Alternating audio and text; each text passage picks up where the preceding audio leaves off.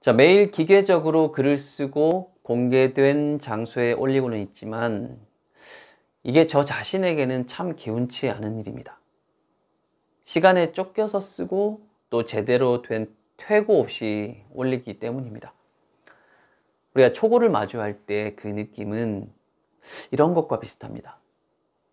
볼일을 보고 휴지를 당겼는데 휴지가 이제 끊어지면서 종이 심지만 덩그러니 드러날 때 그때의 난감함과 비슷합니다. 누군가가 내 초고를 본다는 느낌은 휴지가 없어서 난감해하는 이 와중에요, 벌컥 화장실 문이 열리는 그런 당혹스러운 상황과 비슷하지 않나 생각합니다. 그래서 초고는 결국 나만 볼 글이고 퇴고를 거듭한 끝에 탈고까지 맞춰서야 비로소 남이 볼 글이라는 최소한의 자격을 갖추게 되는 게 아닌가 생각합니다. 그런 의미에서 초고는 글의 완성이 아니라 시작일 겁니다.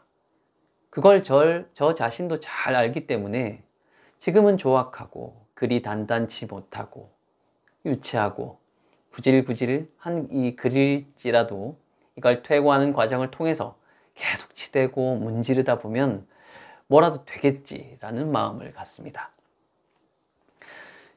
여러분, 재능은 문 밖에, 진실은 문 안에만 있습니다. 저는 이 문장을 좋아합니다. 생각만으로 글을 쓰는 사람들은 문 밖에서 수군거리는 구경꾼에 지나지 않습니다. 남의 문장이 내 언어가 되는 일은 참 쉽습니다. 편리합니다. 굳이 자기 언어로 글을 쓰려고 하는 사람들은 자기 힘, 자신의 어떠한 생각의 힘으로 삶을 해석해 나가고자 하는 적극적인 의지가 있다고 보는 것입니다.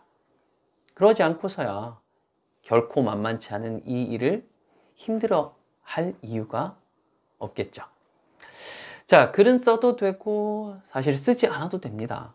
우리 인생이 위대해지는 순간, 그 순간은 굳이 하지 않아도 되는 일임에도 불구하고 반드시 해야 할 이유를 찾아서 스스로 그 일에 의미를 짓는 그 순간입니다.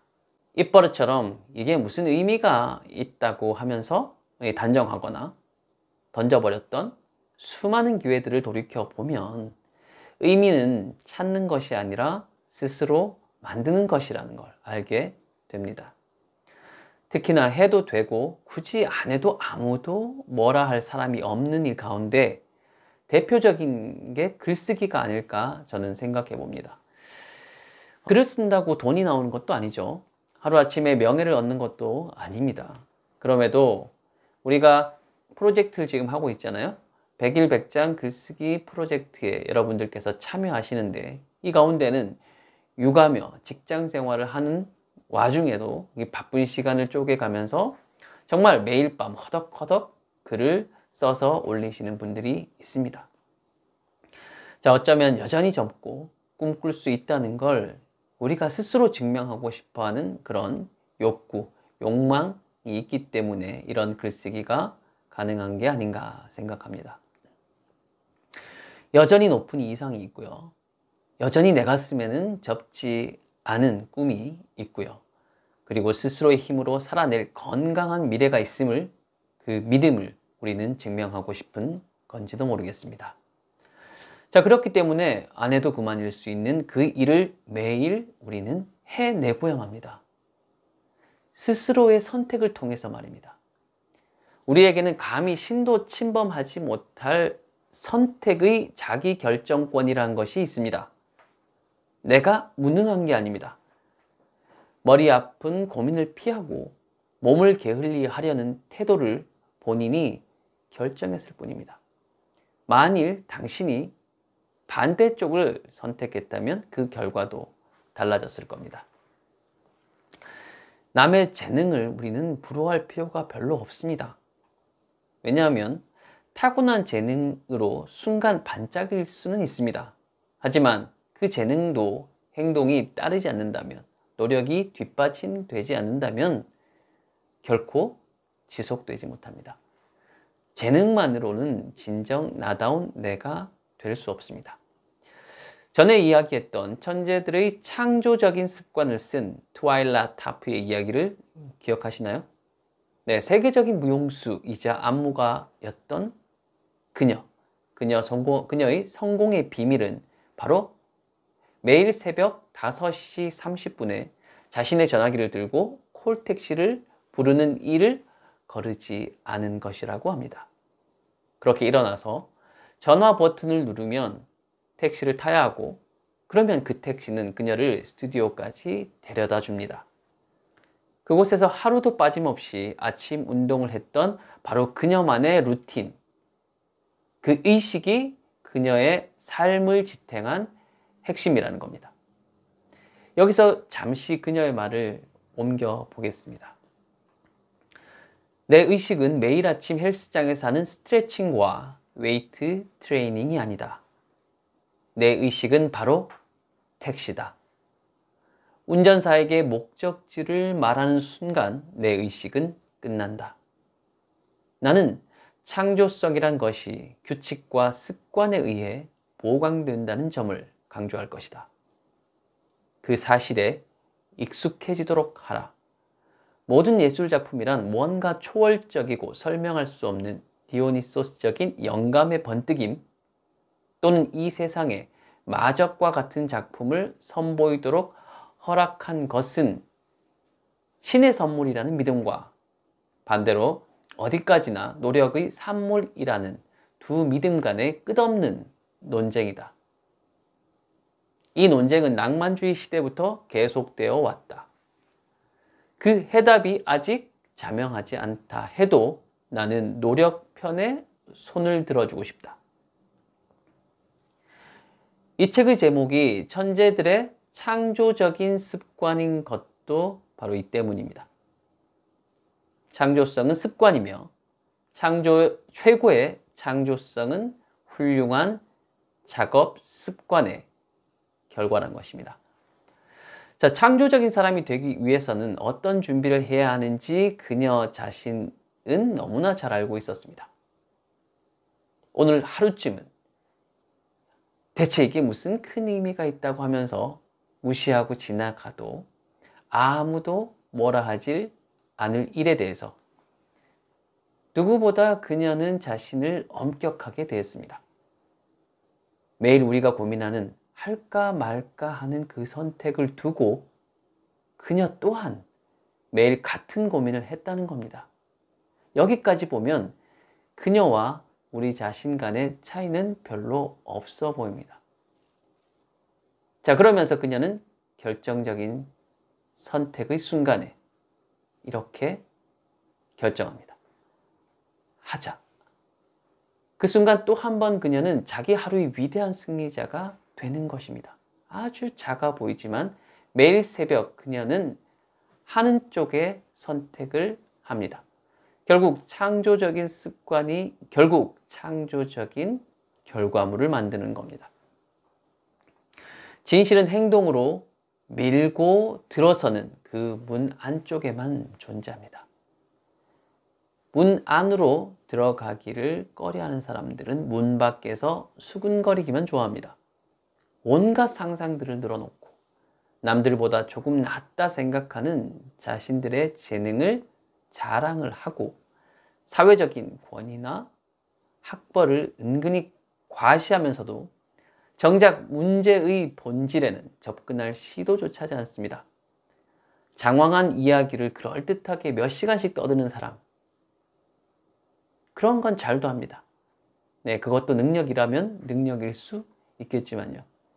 트와일라 타프도 우리가 천재로 아는 모차르트도 평생 4만 5천여 매 작품을 쓴 피카소도 자기 일에서 의미를 찾고 남들이 뭐라건 매일 그것을 반복해 감으로써 우리가 재능이라고 말하는 창의적인 천재성을 갖추게 되었습니다. 재능이 천재를 만드는 것이 아니라 두려움을 무릅쓰고 나아가는 꾸준한 반복, 이 반복이 천재성을 만드는 것입니다. 자, 글을 쓴다고 해서 꼭 전업작가가 될 필요는 없겠지만요. 글을 쓰겠다 결심한 이상 전 여러분이 조금보다 높은 차원의 이상을 설정해 보셨으면 어떨까 합니다. 요새 말로 부캐라고 하던데요. 본업과 병행해 가면서 할 수 있는 글쓰기를 통해서 부캐로서 작가 활동을 해보는 것도 매력적이라 생각합니다. 전업이 아니기 때문에 부담 없이 아무래도 자유롭게 글을 쓸 수가 있겠고요. 탈고가 임박하면 가족들에게 양해를 구하고 외딴 펜션에서 홀로 원고 작업을 하는 그런 낭만도 즐겨볼 수 있지 않겠습니까? 언젠가 제가 동경했던 인생의 한 풍경이기도 했죠. 자, 목적 있는 글을 쓰기 시작하면서 작가로서의 삶의 형식이 저 또한 제 삶 속으로 들어왔습니다. 그건 욕망하던 물건을 손에 넣는 것과는 어쩌면 비교할 수 없을 정도의 진한 기쁨이기도 했죠. 글을 쓰기 시작했다면, 저는 글에 대한 욕망이 있다면 과감히 여러분의 앞에 놓인 그 문을 열고 안으로 들어서길 바랍니다. 당신을 성장시키는 단어는 야망, 아이디어, 열정, 욕구, 목표와 같은 말입니다. 반면에 지금의 자리에 붙들어 놓으려는 단어, 여러분을 바로 지금의 자리에서 한 걸음 가지 못하게 붙들어 놓으려는 단어는 편견, 잡념, 두려움과 같은 말일 겁니다. 어떤 일을 시도하다가도 중간에 내려놓고 마는 건 그 일에 재능이 없어서가 아닙니다. 바로 편견, 잡념, 두려움에 내가 움츠러든 만큼, 작아져 버린 만큼 상대적으로 높아져 버린 목표 탓입니다. 사람들이 날 비웃을 거야. 내가 아니라도 누군가가 했을 일일 텐데. 난 하고 싶은 게 없었어. 찾아본들 그런 게 있을 리가 없지. 괜히 했다가 주변 사람들만 힘들게 할 거야. 결과도 못 내면 나만 우스운 사람이 되는 거지. 막상 벌리고 보니 생각처럼 안 되면 더 비참해질지도 몰라. 이런 생각들입니다. 이런 생각은 문 밖에서 벌어지는 쓸데없는 상상입니다. 이 상상은 끝도 없이 일어납니다. 사람들은 결코 당신을 비웃지 않습니다. 이것만큼 큰 오해는 없습니다. 그리고 누군가가 했던 일이라 해서 내가 할 수 없는 일이라면 이 세상은 더 이상 발전할 여지 없이 정지하고 말아야 됩니다. 내가 할 일은 이미 누군가가 했을 테니까요. 우리는 누군가가 구축해 놓은, 쌓아 놓은 지식, 경험이라는 토대 위에서, 그 위에서 새로운 걸 추구해 가면서 나아가는 존재들입니다. 그리고 하고 싶은 게 없는 게 아닙니다.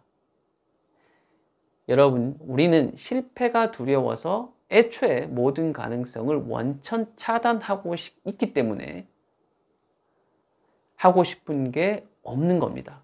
정확하게 하고 싶은 게 없는 것처럼 느껴지는 겁니다. 실패를 인정하고 받아들일 준비가 되어 있으면 그때부터 당신에게 어마어마한 선택의 기회가 찾아올 겁니다. 그리고 최선을 다하는 여러분들의 모습에 박수를 보내지 않을 사람은 없습니다. 오히려 열정은 아름다운 곳이고 당신의 열정적인 모습이 가족과 이웃들의 삶의 태도조차 바꿔버릴 겁니다. 마지막으로 막상 했는데 생각보다 성과가 좋지 못할 경우가 있죠. 최상의 아름다움은 실수와 거듭된 실패로부터 탄생했다는 사실을 직시하시기 바랍니다. 당신의 실패조차 사랑하는 강인하고 창의적인 존재로 당신은 거듭날 수 있습니다. 자, 오늘 이야기는 여기까지입니다. 감사합니다. 이정훈이었습니다.